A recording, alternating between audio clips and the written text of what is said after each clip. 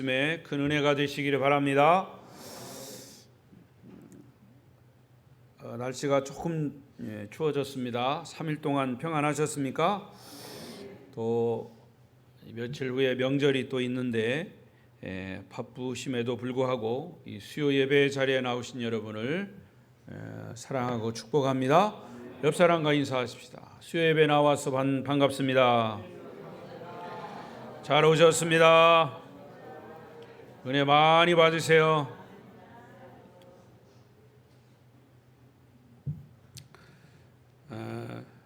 오늘도 비대면 영상으로 예배하시는 분들 중에도 주의 은혜가 함께 하시기를 바랍니다. 오늘 말씀의 주제는 삶의 열매를 보여라. 시작.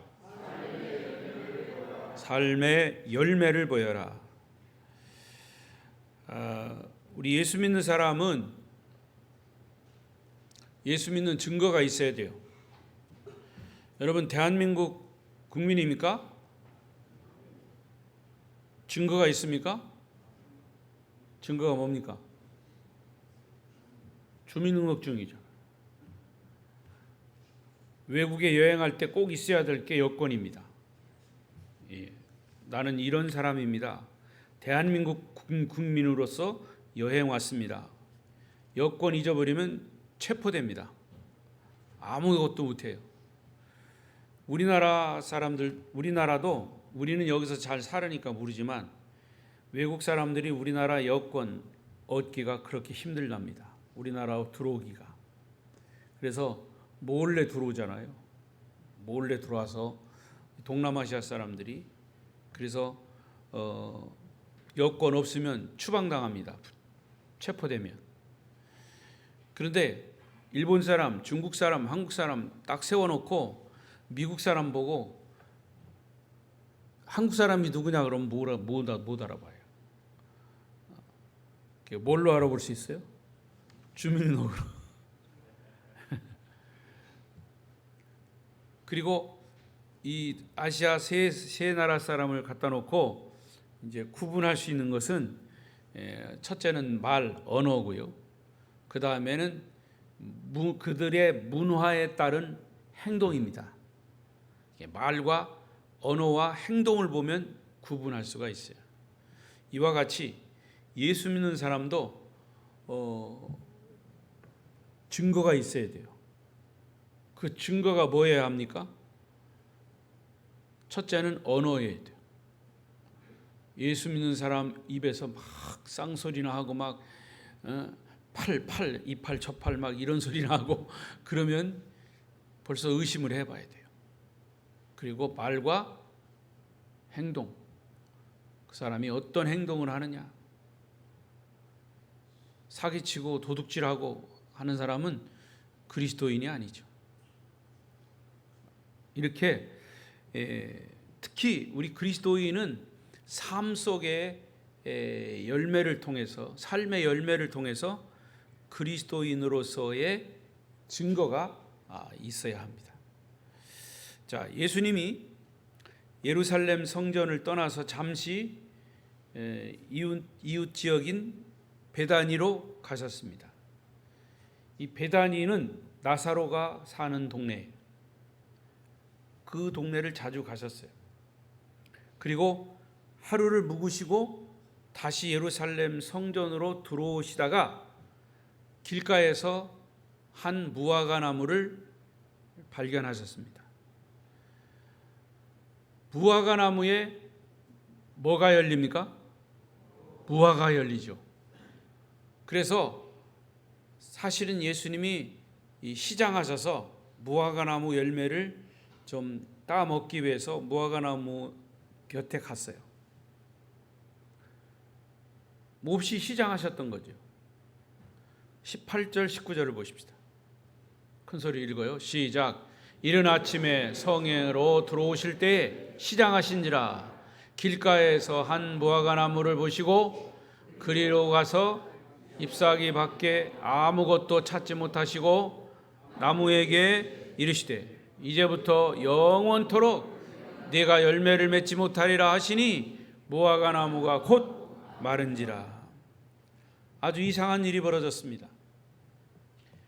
제자들은 예수님의 이런 행동이 전혀 이해가 되지 않았어요. 상한 갈대도 꺾지 않으시고 꺼져가는 등불도 끄지 않으신다고 하며 연약한 사람, 부족한 사람 용서하시고 그런 사람들을 다 받아주시고 그들의 질병을 치유하시고 하는 주님께서 왜 열매 없는 무화과나무를 보고 이렇게 무자비하게 저주까지 하셨을까? 예수님이 시장하셨는데 무화과나무 곁에 가서 열매 없는 것을 보고 화가 나가지고 저주하셨을까? 뭐 여러 가지 생각을 할 수 있어요. 아니면 반대로 무화과나무 열매 없으니까 무화과나무야 열매를 맺어라, 뚝딱 열매를 맺게 할 수 있어요. 그런데도 무화과나무에 열매가 없는 것을 보고 예수님이 저주하셨다. 이상하잖아요. 그래서 제자들이 이상히 여겼습니다. 갈등하기 시작했습니다. 20절을 보세요. 시작. 제자들이 보고 이상히 여겨 이르되 무화과나무가 어찌 곧 말랐나이까? 제자들이 당황을 하고 이상히 여긴 것이 두 가지입니다. 여기서 첫째는 예수님은 왜 무화과나무를 저주하셨을까? 여기서 예수님은 인간의 모습을 지니신, 인성을 지니신 예수 그리스도이십니다. 주님은 목도 마르실 때도 있고 배가 고프실 때도 있고 피곤하실 때는 주무시고 또 슬플 때는 우시기도 하셨고 예수님 사람이시기 때문에 지금은 그런 경우는 없습니다만은 과거에 우리 선대에서 목사님들의 이야기를 들어보면 우리 아버님한테도 그런 얘기를 뭐 가끔 들었었어요. 목사님들은 목회를 하시고 하나님과 기도로 교제하시고 말씀을 준비하시고 그러니까 강대상에 올라가면 뭐 거룩해 보이잖아요. 그러니까 목사님은 절대로 화장실도 안 가실 거야. 목사님은 기도만 하시는 분이니까 배도 별로 안 고프실 거야. 여러분들이 비웃으시는 것 같은데 옛날에는 실제로 그렇게 하셨다는 겁니다. 너무 신령해 보이니까 좀 우스운 얘기지만 여러분 영적 지도자들도 마찬가지예요. 예수님도 인성을 지니신 분이기 때문에 배고프고 슬프고 아프고 이 목사님들도 절대 아프면 안 되고 피곤해도 안 되고 화를 내도 안 된다는 것, 그건 잘못된 생각이죠. 인간이기 때문에 그런 약점들을 가지고 있습니다. 주님은 아침 일찍 베다니를 출발하셨기 때문에 식사도 못하시고 배가 고프셨습니다. 그래서 길가에 있는 무화과나무 열매를 얻고자 하신 것은 당연한 겁니다.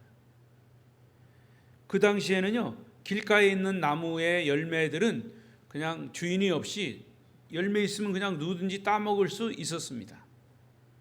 그런데 잎이 무성하기 때문에 열매도 있으리라 생각했던 무화과나무에 열매가 없었던 거죠. 그런데 주님은 그 나무를 향해서 굳이 영원토록 열매를 맺지 못할 것이라고 하는 저주를 하신 거다 그 말이에요. 그러니까 제자들이 볼 때는 그 예수님의 그런 모습이 이상하게 보일 수밖에 없었죠. 자, 근데 여기는 영적인 의미가 있습니다. 어떤 의미냐? 비록 한 그루 무화과나무라 할지라도 잎만 무성하고 열매를 맺지 못하면 이런 심판과 저주를 받게 된다고 하는 사실을 보여준 거예요. 자, 여기에 덧붙여서 그 당시에 말만 무성하고 말만 율법을 전하는 바리새인들, 사두개인들을 향해서 사실은 저주한 거예요. 무화과나무를 저주하신 그 밑바닥에는 그 당시에 종교 지도자들이라고 하는 이런 사람들을 사실은 책망하신 그런 의미가 들어있다고 말이에요. 또 우리 그리스도인들이 아까 서두에 말씀드린 것처럼 예수 믿는다고 하면서도 말과 행동이 삶의 열매가 없고 본을 보이지 않으면 이런 하나님의 심판과 저주를 받게 된다는 사실에 영적인 의미가 있다는 겁니다. 좀 더 구체적으로 여기서 열매는 겉으로 보이는 외적인 열매와 보이지 않는 내적인 열매가 있어요. 그 내적인 열매는 뭐냐? 자기의 인격과 자기의 성품의 열매. 좀 더 전문적으로 말하면 성령의 9가지 열매입니다. 성령 받은 사람은 9가지 열매를 맺게 돼 있다고 그랬죠. 그게 내적인 열매예요. 더 나아가서 예수님께서 8복음을 얘기하셨죠. 8가지의 복. 그냥 하늘의 복인데 그것은 사실은 예수님의 8가지의 성품을 말씀하는 거예요. 심령이 가난한 자는 천국이 저희 것이며, 심령이 가난한 자의 성품, 예수님을 닮은 성품이야. 이게 내적인 어떤 열매를 말하는 거죠. 우리가 예수를 믿으면 그동안 가지고 있던 지닌 죄인된 성격, 악한 성품이 다 사라지고 예수 그리스도의 성품으로 변화되어야 마땅합니다. 그래서 예수 믿는 사람들을 뭐라고 그랬어요? 보라, 이전 것은 지나갔으니 새 것이 되었도다. 새 사람이 된 거죠. 그러니까 이전 것은 지나간 거예요. 이전 것은 다 죽은 거예요. 그래서 새로 태어난 새 사람이 된 겁니다. 사람들이 볼 때 예수를 잘 믿는 것 같고, 교회를 열심히 다니는 것 같고, 봉사를 열심히 하는 것 같고 해도 그 성품이 바뀌지 않으면 과거의 사람 그대로 있는 겁니다. 예수 믿기 전에 성격이 그대로 남아서 자기 고집, 자존심, 이기심, 욕심으로 가득하고 남의 얘기 함부로 하고 자기 눈에 들보는 못 보고 남의 눈에 티를 보고 떠버리는 사람들, 아직도 변화되지 못한 사람들, 삶의 열매가 없는 사람들입니다. 제가 목회자로서 요즘 TV에 정치하는 사람들 보니까 가끔 가다가 그 사람이 그리스도인인지 아닌지는 몰라도 성경에 있는 이야기를 끌어다가 자기 말처럼 하더라고요. 아전인수격으로 남의 자기 눈에 티는 못 보고 남의 눈에 자기 눈에 들보는 못 보고 남의 눈에 티를 보고 그 티 가지고 시비 건다고. 그게 진짜 그리스도인으로서 예수님이 하신 말씀을 우리의 삶에 적용시키라고 말씀하신 거예요. 정치 지도자들이 써먹으라고 하는 얘기가 아니고. 그렇지 않아요? 여러분, 사람들은요 자기는 잘 못 보고 남의 흠만 보고 그거를 자꾸 들춰내요. 아전인수로 자기 유리하게. 그리고 자기는 그냥 합리적으로 스스로 자기를 높이고 남을 낮추고, 이런 것이 지금 정치판에 아주 가득합니다.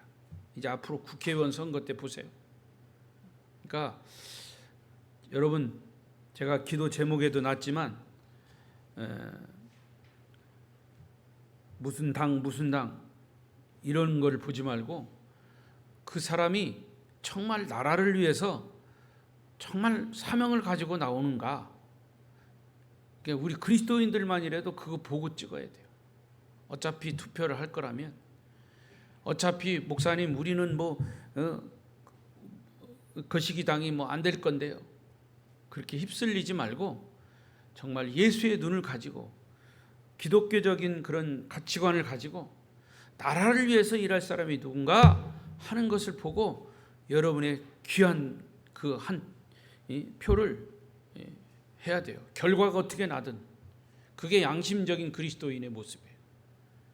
저는 앞으로 투표하기 전에 가끔 이런 얘기를 할 겁니다. 자, 이것이 이제 내적인 열매죠. 그 다음에 또 하나 외적인 열매는 뭐냐? 전도의 열매입니다. 전도의 열매. 예수 믿는 사람들의 진짜 열매는 겉으로 보이는 열매인 전도의 열매로 예수 믿는 것에 증명이 되어야 됩니다. 나중에 하나님 앞에 가서 너 전도 몇 명 했냐? 이렇게 물어보면 여러분 어떻게 할 겁니까? 예? 생각나는 사람이 있어요? 지금 목사님 무슨 말입니까? 지금 나도 지금 못 믿어가지고 현찮게 믿어가지고 그러는데 다른 사람 지금 신경 쓸 겨를이 없습니다. 그렇게 얘기하랍니까? 여러분, 그거는요, 달란트 비유 있죠? 달란트 비유. 그거하고 똑같아요. 5달란트, 2달란트, 1달란트. 우리에게 5달란트를 준 주인이 우리에게 5달란트를 받은 사람도 있어요. 2달란트를 받은 사람도 있어요. 1달란트를 받은 사람도 있어요. 1달란트 받은 사람은 어떻게 했어요? 다른 사람은 다 배로 남겨 10달란트 남기고 4달란트 남겼는데 1달란트 받은 사람은 땅속에다가 묻어놨어. 그리고서 하는 말이 아유 저도 지금 겨우 믿는 겁니다. 나도 지금 꼬리표 떨어지려고 지금 달랑달랑 하는데 그래서 떨어지지 않기 위해서 땅에다 잘 묻었다가 지금 내가 겨우 왔습니다. 이렇게 말할 사람이에요. 여러분 이런 얘기하면 좀 찔려봐요. 찔립니까 좀? 예? 아닌 척하지 말고요. 그러면 한 사람이라도 전도한 사람이 있으면 아 목사님 나 전도했습니다. 이렇게 큰 소리 칠 수 있어야 돼요. 예? 2024년도에 꼭 그 증거를 하나 보이시기를 바랍니다. 아멘? 예. 이런 부분에는 또 아멘을 징그럽게 안 해요. 다 같이 아멘. 예. 아멘 한 대로 되는 거예요, 여러분. 여러분이 뭐 된다 안 된다 하지 말아요. 내가 전도한 사람 하겠습니다. 하나님, 내가 전도할 사람 생각나게 해주시오. 그 사람은 내가 정말 꼭 금년에 전도하겠습니다. 이렇게 하면 하나님이 도와주신다고 말이에요. 아니 목사님, 아니 하나님 나 절대 못해요. 나는 절대 나도 지금 요 땅속에 파묻어가지고 겨우 가져올 판인데 그러면 안 되는 거예요. 안 된다 하면 안 되는 거고 된다 하면 되는 거예요. 아멘. 더군다나 전도하고 영혼을 구원하는 것은 내일이 하고 하나님의 일인데, 그죠? 내일이 아니고 하나님의 일인데 하나님의 일을 내가 이렇게 한다는데 하나님이 안 도와주시겠냐? 또 아멘 안 하시네. 아멘. 그래서 이 말씀에서 예수님의 메시지는 잎만 무성한 무화과나무에서는 아무것도 찾을 수 없다. 예수님이 산상수훈에서 끊임없이 반복해서 말씀하신 것이 뭐냐? 너희의 겉모양보다 중요한 것은 내 마음의 상태다. 심령이 가난하냐? 욕심이 없냐? 내가 행동으로 살인을 했느냐? 간음을 했느냐? 이거보다 내 마음에 음란한 생각을 품었다면 그것은 간음이고 네가 분노의 마음을 품었다면 그것은 살인이다. 우리 마음가짐이 중요하다는 거죠. 여러분이 지금 내면에 어떤 생각, 어떤 말, 어떤 그 동기가 뭐냐? 이것을 주님이 보신다는 겁니다. 여러분 사람이 누구에게 가장 잘 속을까요? 누구에게 가장 잘 속아요? 나 자신에게 속는 겁니다. 나 자신에게 내가 속아요. 나도 잘 몰라요. 많은 사람들은 이거 나는 괜찮아요. 나는 괜찮은 사람입니다. 다른 사람은 그래도 나는 괜찮아요 라고 착각하며 삽니다. 물론 괜찮은 사람이어야 되죠.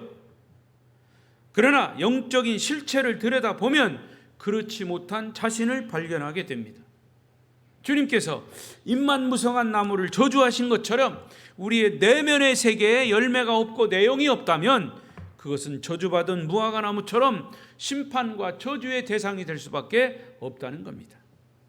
주님은 이 부분에 대해서 마태복음 7장 16절 18절까지 말씀했어요. 큰 소리를 읽어요. 시작.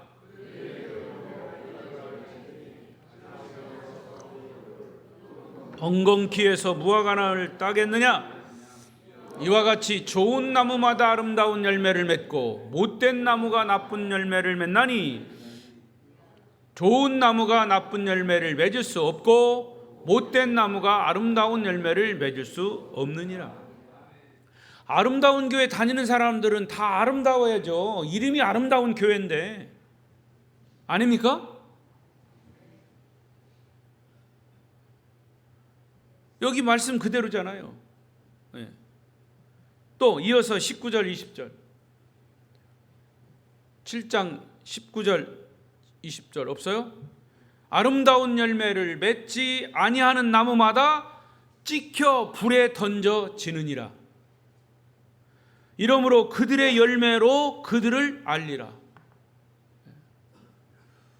여러분, 무화과 나무를 왜 무화과 나무라고 그랬어요? 무화과가 열리니까 무화과 나무지. 무화과 나무라고 했어도 무화과가 열리지 않으니까 예수님이 저주하신 거예요. 그리스도인으로서 그리스도인다운 삶의 열매를 맺어야지 그리스도인이지, 말만 그리스도인이면 안 된다는 거지. 말만 아름다운 교회 교인이라는 것은 아니죠. 아름다운 삶의 열매를 맺어야죠. 그리고 마지막 21절에 뭐라고 그랬습니까? 7장 본문 20인가요?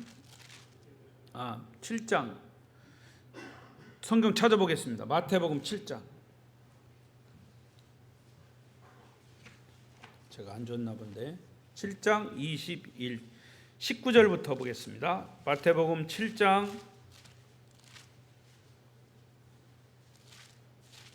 7장 찾으셨죠? 19절부터 보겠습니다. 시작. 아름다운 열매를 맺지 아니하는 나무마다 찍혀 불에 던져지느니라. 이러므로 그들의 열매로 그들을 알리라. 21절. 나더러 주여 주여 하는 자마다 다 천국에 들어갈 것이 아니요 다만 하늘에 계신 내 아버지의 뜻대로 행하는 자라야 들어가래. 천국은 누가 간다고요? 말만 주여 주여 하는 자마다 들어가는 것이 아니고 아버지의 뜻대로 행하는 자. 아버지의 뜻이 어디 있어요? 성경에 있잖아요. 성경에 말씀대로 사는 자라야 들어간다. 입으로 주여 주여 하는 자가 천국에 들어가는 것이 아니라 하나님의 말씀대로 삶을 살아내는 자가 천국에 들어간다는 말씀이에요. 자, 이 말은 잘 들으셔야 돼요. 어떤 행위로 구원을 받는다는 얘기가 아니에요. 구원은 믿음으로 받아요. 예수 그리스도 십자가 복음을 믿음으로 받고, 그렇게 믿음으로 구원받은 사람이 어떤 행위를 하느냐, 이 문제라는 거죠. 예수를 믿고 구원을 받은 사람이, 구원의 확신을 받은 사람이 예수 믿지 않는 사람처럼 행동하면 예수 믿고 구원 받은 것 자체가 잘못된 거예요. 그게 그냥 내 지식적으로 생각으로만 구원의 확신을 가진 거지, 내 삶이 구원받은 자로서의 삶이 나타나지 않으면, 열매가 없으면 그거는 구원받은 게 아니라는 말이죠. 거꾸로 말하면. 잘 이해하세요. 어떤 행위로 구원받는 것은 아니에요. 예수 그리스도를 믿음으로 구원받지만 내가 예수 그리스도를 믿음으로 구원의 확신을 가지고 있어. 확신이 있습니까? 그러면 그 확신 있는 사람은 그리스도인다운 삶을 산다는 말이죠. 내가 대한민국 국적을 가지고 주민등록증을 가지고 이 대한민국에서 살아요. 그러면 대한민국에서 살면 대한민국 사람이 해야 할 책임, 의무, 이런 것으로 살아내야 돼요. 그래야 대한민국 사람인 거죠. 국적은 대한민국이면서 세금도 안 내고 교육의 의무, 국방의 의무, 남자 같은 경우 이런 것들을 안 하면 그 사람 어떻게 돼요? 잡혀갑니다. 잡혀가요. 예.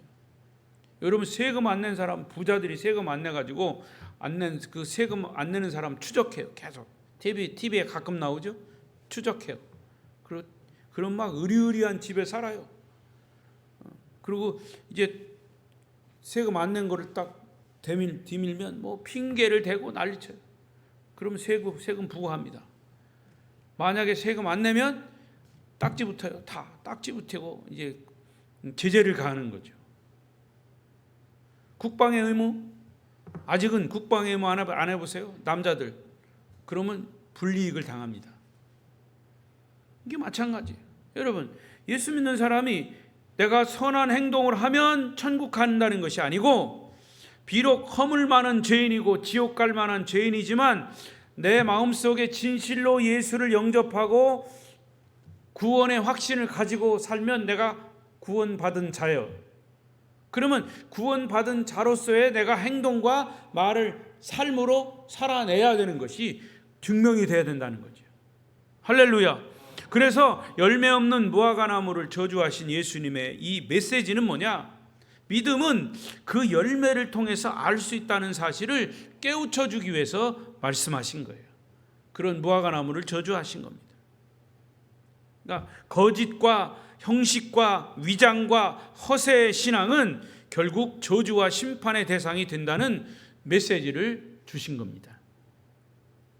요한복음 15장 8절을 읽어보십시다. 15장 8절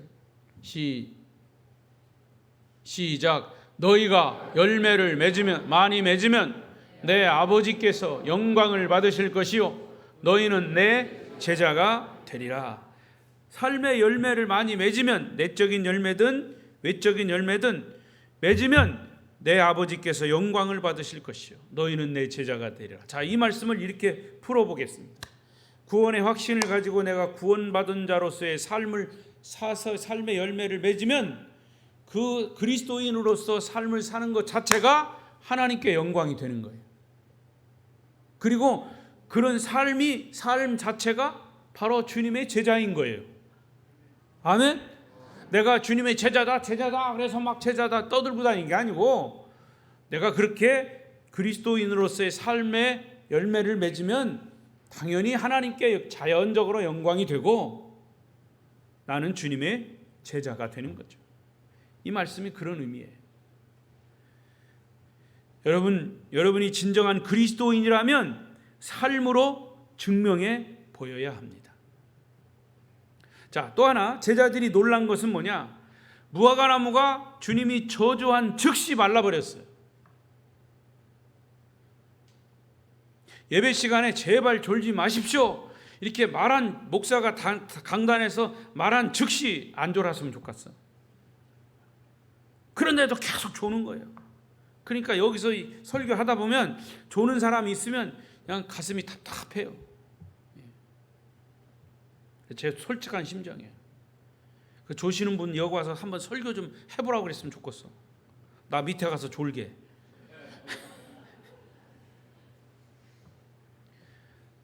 마가복음에서는요, 시간적으로 저주하신, 이제 요한복음에서는, 마태복음에서는 즉시 나무가 말랐지만 마가복음에서는 하루가 지난 다음 날 말랐다고 그랬어요. 그러니까 이 오늘 본문 19절 하반절에 예수님이 저주하신 즉시 말랐다고 되어 있어요. 그러니까 하루가 지난 후에는 더욱 분명하게 그냥 새카맣게 죽은 나무의 모습으로 발견되었죠. 여러분, 이것은 뭐냐면 하나님의 심판이고 저주의 모습이에요. 하나님이 저주하면 그렇게 된다 이거죠. 시커멓게 말라 죽는단 말이죠. 그러니까 제자들이 놀란 것은 뭐냐? 어떻게 주님이 말씀 한마디 하셨는데 나무가 새카맣게 그렇게 타 죽어버리는가? 이것은 예수님에 대한 어떤 말씀에 대한 능력이죠. 저주 한마디 하셨는데 무화과나무가 그냥 새카맣게 말라버렸다는 거죠. 조는 사람은 깜짝 깨시겠네. 자, 21절 22절 보겠어요. 시작. 예수께서 대답하여 이르시되 내가 진실로 너희에게 이르노니 만일 너희가 믿음이 있고 의심하지 아니하면 이 무화과나무에게 된 이런 일만 할 뿐 아니라 이 산더러 들려 바다에 던지라 하여도 될 것이요 너희가 기도할 때 무엇이든지 믿고 구하는 것은 다 받으리라 하시니라. 할렐루야. 자, 예수님이 말씀 한마디로 무화과나무가 저주를 받았어요. 그러니까 제자들이 그걸 보고 예수님의 그 말씀 한마디에 능력이 있음을 보았다는 거죠. 그러면서 예수님이 계속해서 말씀하신 게 뭐냐면, 이런 능력과 기적은 예수님의 말씀을 의심 없이 믿고 너희가 그렇게 기도하면 산을 옮길 수 있는 그런 믿음으로 기도하면 산도 바다로 옮겨질 수 있는 그런 이 기적이 일어난다는 것을 보여주신 거라 그 말이에요. 여러분, 우리가 여기서 조심해야 할 것은 믿음 자체가 능력을 만드는 게 아니고, 능력은 어디서부터 나오느냐? 하나님으로부터 나오는 거예요. 말씀으로 나오는 거예요. 구원은 어디서 주는 겁니까? 믿음이 주는 게 아니라 구원은 하나님이, 예수 그리스도가 구원의 주체인 것이죠. 그러니까 우리는 누구를 믿는 거예요? 하나님을 믿고 예수를 믿는 거죠. 그러니까 하나님을 믿기 때문에 하나님이 말씀하신 것이 믿어지는 거고, 예수 그리스도를 믿는 거니까 예수님이 말씀하신 그 말씀을 믿는 거고, 그러니까 하나님 자신, 예수님 자신, 성령님 자신이 기적이고 자신이 구원인 거죠. 아버지가 주는 선물을 좋아하지 말고 선물을 주시는 아버지를 중요하게 여기라 그 말이에요. 아멘? 그렇다면 믿음이라고 하는 것은 뭐냐? 하나님 속에 있는 능력, 예수님 속에 있는 힘, 성령님 안에 있는 그런 능력과 기적을 내 삶으로 끌어오게 하는 수단과 방법이 믿음이라는 거죠. 그래서 이런 믿음이 없으면 하나님의 능력과 기적이 나에게 임하는 것이고, 그런 믿음이 없으면 기적이 안 나타나는 거죠. 여러분, 믿음이 있다고 하면서요, 결정적인 순간에는 속에서 갈등이 일어나요. 실제로 그럴까? 그러니까 그 믿음이 왔다 갔다 하니까 능력과 기적이 안 나타난다니까요. 여러분, 다리를 건너가는데 그 다리가 요즘 뭐 그런 다리는 없습니다. 나무 다리 혹은 돌다리예요. 옛날에는 돌다리를 건너다가 보면 돌이 이렇게 잘 다듬어진 네모 번듯한 다리라면 괜찮은데, 돌이 둥그런 다리예요. 겨우 그냥 발을 딛고 이렇게 넘어가는 다리인데 그 다리가 흔들거려 봐요. 나무가 다 이제 물에 이제 썩어가지고 잘못하면 나무가 그냥 발만 디디면 주저앉을 것 같은 그런 나무 건너갈 거. 우리의 믿음이 그렇게 되면 이거 흔들리는 믿음이어 봐요. 그러면 그런 이 믿음을 딛고 믿음으로 능력을, 믿음으로 기적을, 믿음은 수단인데 믿음이 우리가 없으니까 능력과 기적이 안 나타나는 거라고 말이에요. 여러분, 믿음의 세계는 우리가 상상할 수 없는 무한한 가능성의 세계고, 능력의 세계고, 기적의 세계, 영적인 세계인데, 그러니까 그런 영적 세계, 기적의 세계를 우리의 것으로 만들 수 있는 비결을 이 말씀을 통해서 주님이 가르쳐 주신 겁니다. 이런 사실을 믿고 의심하지 않고 기도하면 기도한 대로 된단 말이죠. 산더러 들려 바다에 던져지라, 믿음으로 기도하면 그렇게 된다는 거죠.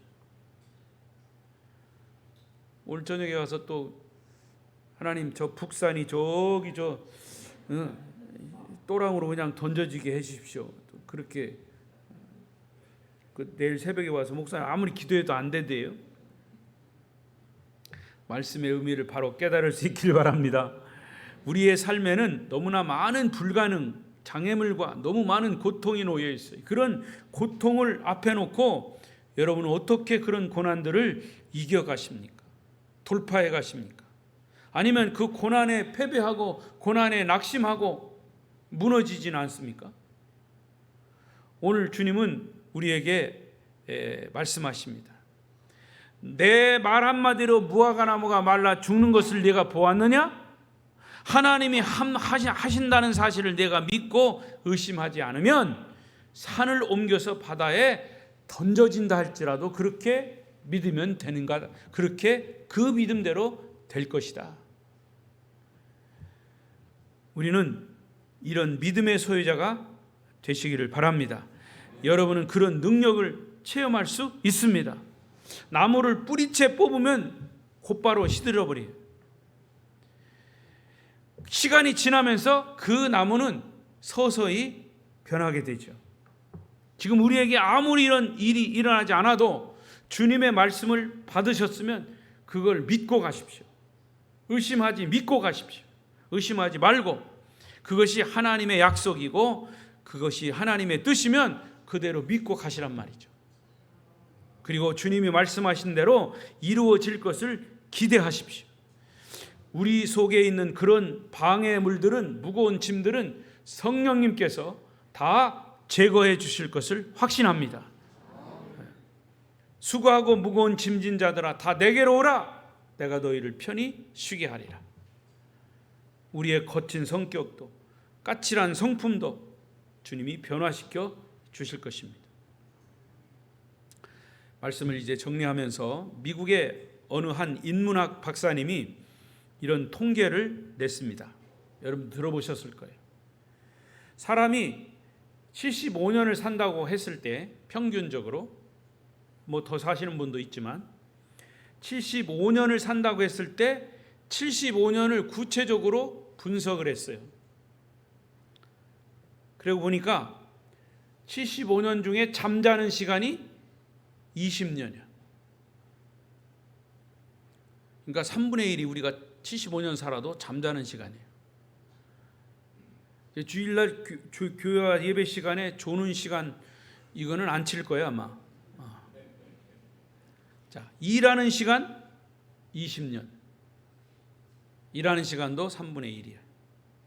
노는 시간 7년. 먹는 시간 6년. 75년 중에 이제 먹는 시간을 다 플러스 했겠죠. 또 텔레비 보는 시간이 5년이나 돼요. 뭐 여기서 플러스 마이너스가 있겠죠. 또 내가 어떤 옷을 입을 것인가 고민하고 쇼핑하는 시간 5년. 누군가를 만나고 기다리는 시간 3년. 화장실에서 있는 시간 2년 6개월. 잡념과 잡생각을 하는 시간 역시 2년 6개월. 커피 마시는 시간, 차 마시는 시간 2년. 그리고 2년은 전화 받는 시간. 전화 받는 시간도 만만치 않아요. 그리고 전화 받는 시간, 또 거기에 플러스 잡일, 이런 것을 다 합하니까 75년이 되는 거예요. 그러니까 대부분이 잠자는 시간 3분의 1, 일하는 시간 3분의 1, 그리고 나머지 먹는 시간, 텔레비 보는 시간, 쇼핑하는 시간, 화장실 가서 있는 시간, 일상적인 생활. 물론 그분이 인문학자이기 때문에 그리스도인이 예배 드리는 시간, 이거는 여기다 포함시키지 않았어요. 자, 저는 이걸 보면서 우리 그리스도인들은 어떤 시간을 좀 이렇게 빼고 어떤 시간을 더해야 하는지, 나중에 하나님 앞에 섰을 때 우리의 삶을 결산한다면 어느 시간을 가장 중요한 시간으로 주님께 드릴 수 있겠는가? 그냥 다 짜잘한 거 다 제하더라도 예배하는 시간, 말씀을 묵상하고 기도하는 시간, 또 전도하는 데 시간을 허비하는 시간을 드리는, 그런 전도하는 데 드리는 시간, 이런 것들을, 다른 것들은 조금 줄이더라도 이런 것들을 놓으면, 쉽게 말해서 하나님을 더 깊이 생각하는 시간을 여기에 플러스 한다면 어떨까? 당연히 또 그래야 되겠죠. 말씀을 맺겠습니다. 여러분은 이 세상에서 하나님보다 센 사람은 없어요.